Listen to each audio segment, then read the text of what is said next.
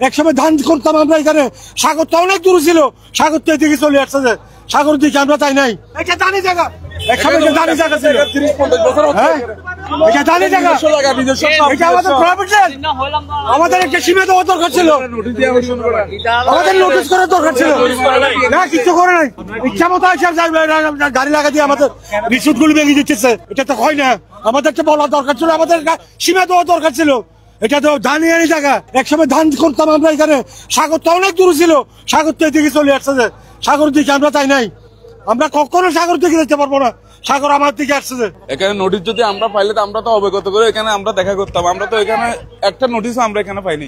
অর্থকৃত অবস্থা এসে এগুলো ভেঙে ফেলছে।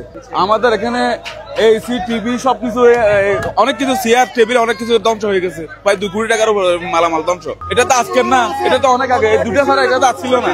এটা কোনো রেজিস্টার জায়গা, এটা তো খাস জায়গার উপরে না, সরকারি জায়গার উপরে না।